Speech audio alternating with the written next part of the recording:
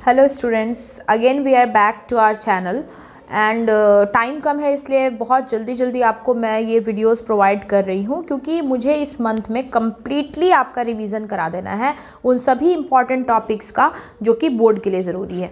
चलिए अगली टॉपिक पे हम ध्यान देते हैं। अगली टॉपिक है हमारी स्पर्मेटोजेनेसिस।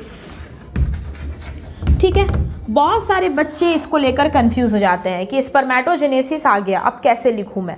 तो स्पर्मेटोजेनेसिस के लिए एक बहुत ही अच्छा तरीका, एक बहुत ही इम्पॉर्टेंट ट्रिक, ऐसे तो आपको ह्यूमन रिप्रोडक्शन की टोटल वीडियो मेरे चैनल पे बनी हुई है, इसका प्लेलिस्ट ही है हमारे पास, तो आप डिटेल पढ़ सकते हैं। लेकिन चूंकि एग्जाम नज़दीक है तो जितना शॉर्ट में जितना जल्दी रिवीजन हो जाए उतना अच्छा है। तो स्पर्मेटोजेनेसिस आएगा स्टूडेंट्स, तो आप कुछ नहीं करना, आप ये स्टेप बना देना, वहाँ पे आपको कुछ लिखने की ज़रूरत नहीं है।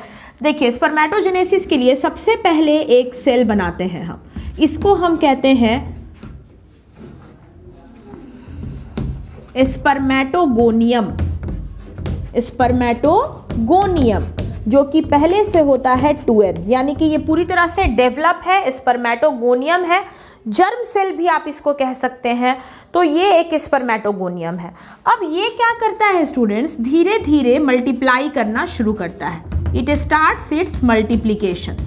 ये क्या करेगा, अपना मल्टीप्लिकेशन करना शुरू करेगा। तो जब ये मल्टीप्लाई कर रहा है तो ये कौन सा प्रोसेस कर रहा है, माइटोसिस, और इसकी ये फेज क्या कहला रही है, मल्टीप्लिकेशन। मल्टीप्लिकेशन कर रहा है। एकदम आराम से देखिए, सबसे पहले आप एक स्पर्मेटोगोनियम लिख दीजिएगा और वो क्या करेगा, लगातार माइटोसिस के थ्रू अपनी संख्या बढ़ाएगा, मल्टीप्लिकेशन करेगा। मल्टीप्लाई करते करते हम क्या देखते हैं, इसी में से कोई एक हम ले लेते हैं जो थोड़ा डेवलप हो गया और इसका नाम हमने रख दिया प्राइमरी स्पर्मेटोसाइट। प्राइमरी स्पर्मेटोसाइट, ये भी अभी क्या है, 2n है। ठीक है, इसी में से कोई एक डेवलप हो गया तो इसका नाम हम क्या रखते हैं, प्राइमरी स्पर्मेटोसाइट। प्राइमरी स्पर्मेटोसाइट अब डिवाइड कर जाएगा, लेकिन ये डिवाइड करेगा तो इसके डिवाइड करने की प्रोसेस होगी मियोसिस 1। ये क्या करेगा, मियोसिस 1 करेगा। ये 2n है। अब इसके थ्रू हमें 2 नए सेल मिलेंगे और इन दोनों नए सेल का नाम हम रखेंगे सेकेंडरी स्पर्मेटोसाइट। क्या नाम रखेंगे, सेकेंडरी स्पर्मेटोसाइट। अब सेकेंडरी स्पर्मेटोसाइट क्या करेगा, ये भी डिवाइड करेगा और इसके डिवीजन को एनसीईआरटी क्या कहकर गया, मियोसिस 2। अब ये मियोसिस 2 करेगा। मियोसिस 2 करने के बाद ये अपने थ्रू 4 नए स्ट्रक्चर बनाएंगे। एक से 2 बना और 2 से कितना बना, 4। अब इस चारों को हम कहते हैं स्पर्मेटिड। क्या कहते हैं, स्पर्मेटिड। प्राइमरी स्पर्मेटोसाइट से सेकेंडरी स्पर्मेटोसाइट बनी जो कि हो गई है हैप्लॉइड। सेकेंडरी स्पर्मेटोसाइट से स्पर्मेटिड बनी, ये भी हो गई है हैप्लॉइड। तो यहाँ से यहाँ तक जब तक मल्टीप्लाई का काम चल रहा था तो मल्टीप्लिकेशन था, लेकिन मल्टीप्लिकेशन से लेकर सेकेंडरी स्पर्मेटोसाइट, उसके बाद फिर स्पर्मेटिड, ये जो आप देख रहे हैं इसको हम कहते हैं ग्रोथ। क्या कहते हैं, ग्रोथ। प्राइमरी स्पर्मेटोसाइट से लेकर सेकेंडरी स्पर्मेटोसाइट तक बनना, स्पर्मेटिड भी आप ले सकते हो, यहां तक बनना क्या कहलाएगा, ग्रोथ। अब ग्रोथ के बाद क्या होता है स्टूडेंट्स, जितनी भी स्पर्मेटिड है सब में क्या डेवलप हो जाता है, टेल। क्या डेवलप हो जाता है, टेल डेवलप हो जाती है और टेल का डेवलपमेंट जो हुआ वैसे ही इसका नाम क्या हो जाता है, स्पर्म। क्या नाम हो जाता है, स्पर्म। और सभी के सभी हैप्लॉइड है। जैसे ही एक स्पर्मेटिड स्पर्म बनाता है, इस प्रोसेस को हम कह देंगे मैच्यूरेशन। क्या कह देंगे, मैच्यूरेशन कह देंगे। तो देखिए स्पर्मेटोजेनेसिस कितनी आसान है, देखने में भले ही ये कॉम्प्लिकेटेड हो लेकिन है बहुत इजी। अब मैं और इजी कर देती हूँ। किसी स्टूडेंट को सपोज कीजिए मल्टीप्लिकेशन, ग्रोथ और मैच्यूरेशन याद नहीं रह रहा है तो आप क्या करना, लिख देना है स्टार देके कि there are 3 process. Multiplication arrow देके लिखना, इसमें स्पर्मेटोगोनिया मल्टीप्लाई करता है। दूसरा ग्रोथ, इसमें वृद्धि होती है, और तीसरा मैच्योरेशन, इसमें स्पर्म का निर्माण हो जाता है। तो ऐसे अगर आप यहाँ नहीं दिखाना चाहते हैं, आपको कॉम्प्लिकेटेड लग रहा है कि कहाँ से ग्रोथ होगा, कहाँ से मैच्योरेशन होगा, तो आप यहाँ पे नहीं दिखाना, आप अलग पॉइंट करके उसको लिख सकते हैं, ठीक है। उसके अलावा ये जो माइटोसिस, मियोसिस 1, मियोसिस 2 है, यही आपको मार्क्स दिलाएगा। माइटोसिस, मियोसिस 1 और मियोसिस 2, इसी तीनों पे आपको मार्किंग होगी। स्पर्मेटोजेनेसिस स्टूडेंट्स 2 मार्क्स में आने वाला क्वेश्चन, 5 मार्क्स में आने वाला क्वेश्चन, दोनों ही हो सकता है। 2 मार्क्स में आएगा, हम कोई थ्योरी नहीं लिखेंगे, हम सिर्फ इसको बनाएंगे एंड काम खत्म। लेकिन अगर 5 मार्क्स में आएगा तो सबसे पहले हम स्पर्मेटोजेनेसिस की परिभाषा लिख देंगे। 1 नंबर मेरे को परिभाषा पे मिल जाएगी कि शुक्राणु बनने की प्रक्रिया शुक्राणु जनन कहलाती है। उसके बाद 3 नंबर मेरे को इस पे मिलेगा जब मैं इस चीज़ को ड्रॉ करूंगी, और लास्ट में 1 मार्क्स के लिए मैं चाहूँ तो मल्टीप्लिकेशन, ग्रोथ या मैच्योरेशन लिख सकती हूँ। नहीं लिखने पर भी कोई दिक्कत नहीं है, हो सकता है कंप्लीट 4 मार्क्स आपको इस पे दे दिया जाए। लेकिन अब 5 मार्क्स का मॉडल हो चुका है चेंज, तो लॉन्ग क्वेश्चंस जो आते रहे हैं वो तो ठीक है, लेकिन अब लॉन्ग को तोड़ कर शॉर्ट आपसे मांगा जाएगा। जैसे स्पर्मेटोजेनेसिस आएगा, लेकिन ये 2 में आएगा, इसी में एक क्वेश्चन ऐड कर देगा, draw the diagram of A sperm. Suppose कीजिए तीनों अगर उठाता है ह्यूमन रिप्रोडक्शन से तब, और फिर 2 मार्क्स से पूछ देगा कि discuss in brief about the testis, तो टेस्टिस के बारे में ब्रीफ के लिए क्या करोगे, प्राइमरी, सेकेंडरी, एक्सेसरी लिख दोगे, स्पर्म का डायग्राम बना दोगे और फाइनली इसको लिख दोगे।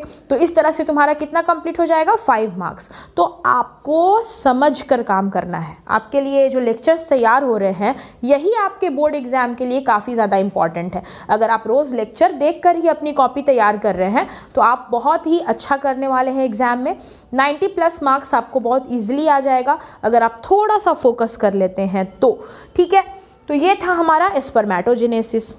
चूँकि बात मैंने अभी ख़त्म की है स्पर्मेटोजेनेसिस से रिलेटेड, तो आपको आइडिया है, तो चलिए यहीं पर कवर कर लेते हैं oogenesis भी, ताकि oogenesis अगर एग्ज़ाम में आ जाए तो वो आपसे नहीं छूटे। पहले तो आप इसका स्क्रीनशॉट ले लो, उसके बाद हम काम करेंगे oogenesis का।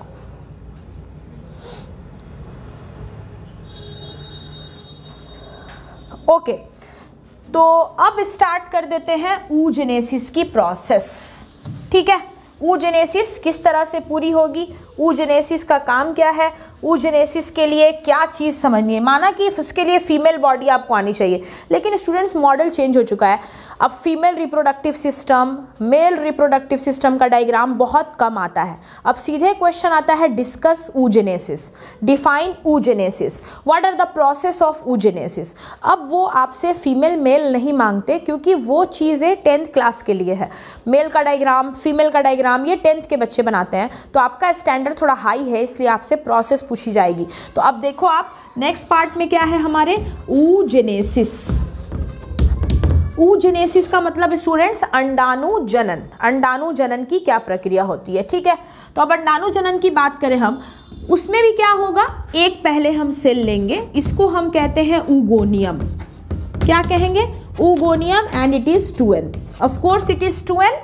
अब oogoनियम जो है ये भी मल्टीप्लाई करेगा, लगातार बच्ची के बॉडी में oogoनियम की मल्टीप्लिकेशन हो रही है, oogoनियम मल्टीप्लाई कर रहा है। मल्टीप्लाई करते करते ही अगर अचानक से इसमें कोई एक डेवलप हो गया तो इसको हम कहेंगे प्राइमरी oocyte, प्राइमरी oocyte जो कि 2n होगा, और oogoनियम भी 2n है, और ये फेज क्या कहलाएगी, multiplication phase. Clear. Primary oocyte जो है ये करेगा मियोसिस 1। क्या करेगा, मियोसिस 1 करेगा। मियोसिस 1 करने से ये एक बड़ा सेल और एक छोटा सेल बनाएंगे। तो छोटे वाले सेल को हम और आप क्या कहेंगे, पोलर बॉडी 1, जो कि बाद में डिजेनरेट हो जाती है, इसका कोई इंपॉर्टेंट रोल नहीं है। लेकिन ये जो बना, ये बना सेकेंडरी oocyte। क्या बना, सेकेंडरी oocyte, जो कि n हो चुका है। क्यों n हो चुका है, क्योंकि भाई 2n में से मियोसिस 1 होके ये n हो गया, और पोलर बॉडी 1 भी क्या है, n। तो सेकेंडरी oocyte तक बनकर एक फीमेल के बॉडी में रेडी रहता है उसके ओवरी के अंदर। जैसे ही स्पर्म पहुंचता है, स्पर्म की इनकाउंटर होती है, तो ओवरी के थ्रू सेकेंडरी oocyte को एक मैच्योर ओवम के फॉर्म में रिलीज कर दिया जाता है। ठीक है, तो ये जो सेकेंडरी oocyte है ये फट से चेंज हो जाएगा, मियोसिस 2 करेगा। ये सेकेंडरी oocyte क्या करेगा, मियोसिस 2, और ये फाइनली क्या बना देगा, ओवम बना देगा। ओवम दैट इज एन, और यहाँ पर ये एक और चीज बनाएगा दैट इज पोलर बॉडी 2। क्या हो गया ये, पोलर बॉडी 2। तो पोलर बॉडी 1 और पोलर बॉडी 2 दो तरह की वेट ओके तो यहाँ पर क्या बना, पोलर बॉडी 1 और पोलर बॉडी 2, दोनों ही पोलर बॉडी यहाँ पर बन गई हैं। और ऊपर में आप देख रहे हैं सेकेंडरी oocyte, और सेकेंडरी oocyte फाइनली क्या बन गया, ओवम बन गया। तो याद ये रखना है कि प्राइमरी oocyte जो है वो पहले बन जाता है। प्राइमरी oocyte मियोसिस 1 करके सेकेंडरी oocyte बनाता है, लेकिन सेकेंडरी oocyte तभी ओवम के फॉर्म में चेंज होगा जब स्पर्म उसको फर्टिलाइज करेगा। बिना स्पर्म के फर्टिलाइजेशन के ये चीज़ पॉसिबल नहीं होती। सेकेंडरी oocyte क्या होता है, हर मंथ बॉडी से बाहर रिलीज होते हैं। किस फॉर्म में रिलीज होते हैं, मेंस्ट्रुअल साइकिल के फॉर्म में। मेंस्ट्रुअल साइकिल जब फीमेल के बॉडी में चलती है तो उस समय सेकेंडरी oocyte रिलीज हो जाता है। लेकिन after marriage if a girl is conceiving, अगर एक गर्ल में प्रेगनेंसी हुई, इसका मतलब है कि सेकेंडरी oocyte ओवम के फॉर्म में चेंज हुआ, तब जाकर उसको इनकाउंटर किसने किया, स्पर्म ने किया। तो ये सब चीज़ें याद रखनी होती हैं कि किस स्टेप का कहाँ पे क्या रिक्वायरमेंट है। आपसे कुछ भी ऑब्जेक्टिव क्वेश्चन के तौर पे पूछा जा सकता है। तो ये कंप्लीट प्रोसेस किसकी है, this is complete process of oogenesis, जिसको हम हिंदी में अंडाणु जनन कहते हैं। और फाइनली हमने यहाँ पे ओवम बना के छोड़ा। ओवम तभी बनेगा, मियोसिस 2 तभी होगी जब एंट्री होती है स्पर्म की। स्पर्म की एंट्री होगी तब जाके सेकेंडरी oocyte जो है वो मियोसिस 2 पूरा करेगा और ओवम बनाकर रिलीज करेगा। ठीक है, तो ये था हमारा oogenesis। तो आज के क्लास में दोनों बोर्ड की इंपॉर्टेंट टॉपिक, चाहे 5 मार्क्स हो चाहे 2 मार्क्स हो, स्पर्मेटोजेनेसिस और oogenesis, ये दोनों टॉपिक्स आपसे पूछ ली गई हैं। ठीक है, और आपको बता भी दिया गया है और आप इस पर अपना काम कीजिए। फिर मिलेंगे आपसे अपने अगले टॉपिक में, और अगला टॉपिक मेरे अकॉर्डिंग आपको ओवरी का जो सेक्शन है, टीएस ऑफ मैमेलियन ओवरी, वो आपको मैं पढ़ाऊंगी, क्योंकि वो भी क्वेश्चन बोर्ड के लिए बहुत इंपॉर्टेंट है। उसके बाद हम लोग चलेंगे, थोड़ा सा देखेंगे फर्टिलाइजेशन से रिलेटेड स्टेप्स क्या क्या होते हैं और मेंस्ट्रुअल साइकिल। इसकी रिवीजन करने के बाद ये चैप्टर क्लोज और हम चलेंगे जेनेटिक्स पे। ठीक है, तो लगातार वीडियोस देखिए, व्यूज़ होनी चाहिए। व्यूज़ कम होने पर डीमोटिवेट हो जाता है बंदा, कि लगता है उसको कि इतना मेहनत करने पर भी अगर आप उसका सपोर्ट नहीं कर रहे हैं तो फिर क्यों किया जाए। तो इसीलिए आप उस चीज़ को देखिए, कमेंट्स कीजिए, जहाँ कमी लग रही है वो कमी भी बताइए, जो अच्छा लग रहा है वो भी बताइए, ताकि उस चीज़ को और ज़्यादा मैं इम्प्रूव कर सकूँ। ठीक है, till then please take care. अब मिलेंगे आपसे अपनी नेक्स्ट वीडियो में बहुत जल्दी। Till then take care, have a safe day, bye bye.